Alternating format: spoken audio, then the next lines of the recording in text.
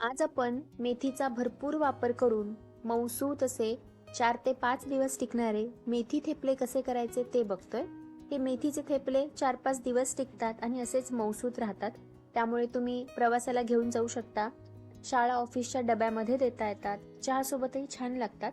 आणि मुख्य म्हणजे इथं मेथीचा आपण भरपूर वापर केलाय, त्यामुळे हे खूप पौष्टिक आहेत. तर चला बघूया कसे करायचे. नमस्कार, स्वाद विश्वमध्ये आपलं स्वागत.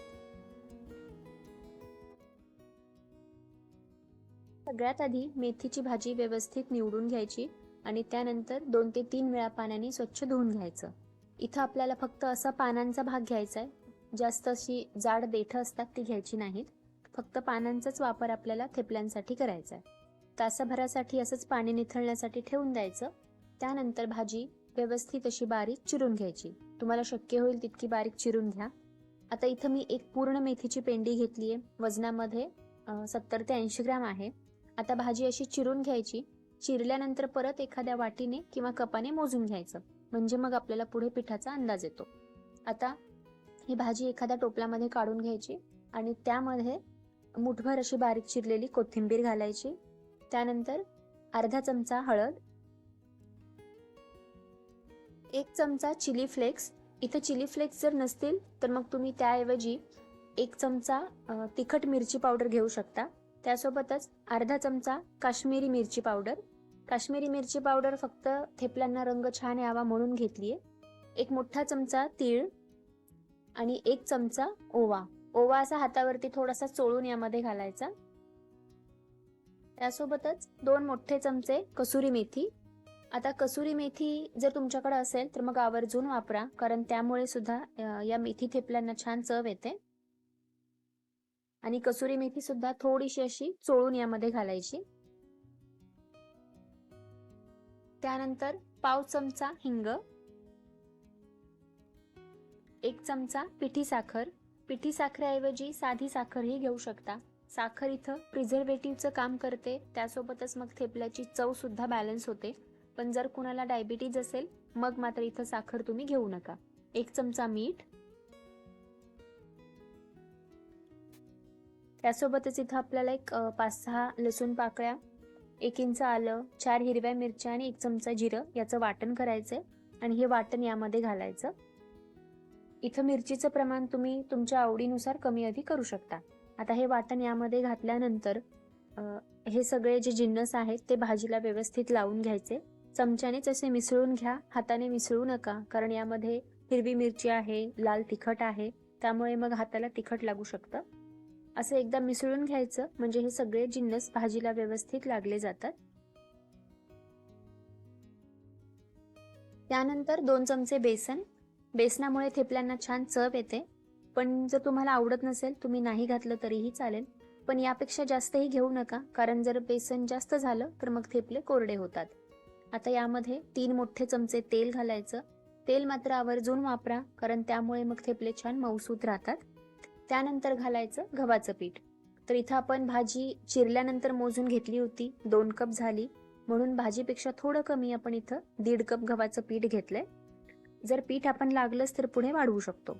त्यानंतर यामध्ये सगळ्यात महत्त्वाचा जिन्नस तो म्हणजे दही घालायचं. इथं मी 4 ते 5 मोठे चमचे दही घेतले, जवळपास अर्धा कप दही आहे. तर दह्यामुळेच हे थेपले 4 ते 5 दिवस असेच मऊसूत राहतात. त्यामुळे दही आणि तेल आवर्जून वापरायचं. पण जर तुम्हाला त्यापेक्षा जास्त ठेवायचेत, म्हणजे एक 8 दिवस वगैरे, तर यामध्ये दही वापरू नका, तुम्ही तेलाचंच प्रमाण थोडंसं वाढवू शकता. आता या दह्यामध्येच आपल्याला हे पीठ व्यवस्थित मळून घ्यायचंय, म्हणजे जेवढं शक्य असेल तेवढं. आणि असं मळून झालं की मग यामध्ये थोडं थोडं पाणी घालत याला मऊ करून घ्यायचं. सुरुवातीला पाणी घालायचं नाही, कारण जर सुरुवातीलाच पाणी घातलं तर मग पीठ पातळ होऊ शकतं. असं लागेल तसं 2-3 चमचे पाणी घालून पीठ मऊ करून घ्यायचं. इथं हे पीठ आपल्याला चपातीच्या पिठासारखंच मऊ करायचंय, म्हणजे जशी आपण चपात्याची कणिक भिजवतो तसंच. घट्ट ठेवायचं नाही. जर घट्ट ठेवलं तर मग थेपले थोडेसे वातट होतात. तर असं मऊसूत पीठ मळून घ्यायचं. यावरती 1 चमचा तेल घालायचं आणि या कणकेला थोडंसं तेल लावून 10 ते 15 मिनिटासाठी असंच भिजत ठेवायचं. पण 10 ते 15 मिनिटापेक्षा जास्त ठेवायचं नाही, कारण मग हे पीठ पातळ होऊ शकतं. पण जर ठेवायचं असेल तर मग फ्रीजमध्ये ठेवा. आता 15 मिनटं झाली आहेत, पीठ व्यवस्थित भिजलंय. हाताला थोडंसं तेल घ्यायचं आणि या पिठाचे लहान लहान गोळे करून घ्यायचे. सगळे गोळे एकदम करून घ्यायचे, म्हणजे मग सगळेच थेपले एकसारखे तयार होतात.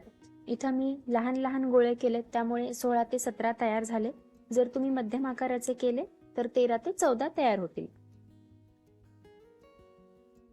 आता यामधली एक लाटी घ्यायची आणि असं पीठ लावून लाटायला सुरुवात करायची. इथं तुम्ही पिठाऐवजी तेलही लावू शकता. लाटताना जर हे पीठ पोळपाटाला चिकटत असेल तर परत वरून थोडंसं असं कोरडं पीठ लावायचं आणि दोन्ही बाजूनी असं हे लाटून घ्यायचं. थेपला शक्यतो पातळ असतो, त्यामुळे शक्य होईल तितकं पातळ हे लाटून घ्या. तर इथं आपला एक थेपला लाटून तयार आहे. आता हा थेपला आपण एखाद्या कापडावरती काढून घेऊ. थेपला असा कापडावरती ठेवायचा, म्हणजे मग तो ताटाला चिकटत नाही. आणि अशाच पद्धतीने बाकीचे सगळे थेपले लाटून घ्यायचे, कारण थेपला भाजायला फार फार तर 1 ते 2 मिनटं लागतात. त्यामुळे एकाच वेळेला भाजणं आणि लाटणं फार गडबड होते. त्यासाठी आधी सगळे थेपले असे करून घ्यायचे आणि मग एकदम सगळेच थेपले भाजून घ्यायचे. तर इथं मी आता फक्त 4 थेपले केलेत. आपण आधी हे भाजून घेऊ. आता थेपले भाजण्यासाठी तवा गॅसवर गरम करत ठेवलाय. तवा चांगला गरम होऊ द्यायचा आणि मगच थेपले भाजायचे आणि गॅस सुद्धा मोठा ठेवायचा. मोठ्या गॅसवरतीच आपल्याला सगळे थेपले भाजून घ्यायचेत, म्हणजे मग सगळे थेपले छान मऊसूत होतात. इथं लक्षात ठेवा, गॅस मोठाच ठेवायचा आणि तवा छान गरम होऊ द्यायचा. आता थेपला एका बाजूनी साधारण अर्धा मिनिट भाजला आणि असे फोड यायला लागले किंवा असे लाल डाग झाले की मग बाजू बदलून घ्यायची. थोडंसं तेल लावायचं. तेलाऐवजी तुम्ही इथं तूपही लावू शकता, पण तेलामुळे मग थेपला छान मऊसूत होतो. दुसऱ्या बाजूनेही परत तसेच लाल डाग होईपर्यंत भाजून घ्यायचं. थोडंसं तेल लावायचं. तर एक साधारण 1 ते 2 मिनिटं भाजलं की मग थेपला भाजून तयार होतो. कारण थेपला फार पातळ असतो, त्यामुळे जास्त वेळ लागत नाही आणि भाजताना खूप जास्त दाबून किंवा नेहमी नेहमी पलटूनही थेपला भाजायचा नाही. दोन्ही बाजूनी भाजून घेतला की थेपला भाजून तयार होतो. तर इथं आपला एक थेपला भाजून तयार झाला. अशाच पद्धतीने बाकीचे सगळे थेपले भाजून घेऊ.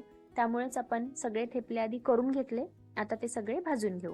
भाजल्यानंतर एखाद्या जाळीवरती काढायचा, म्हणजे मग थेपला ओलसर होत नाही.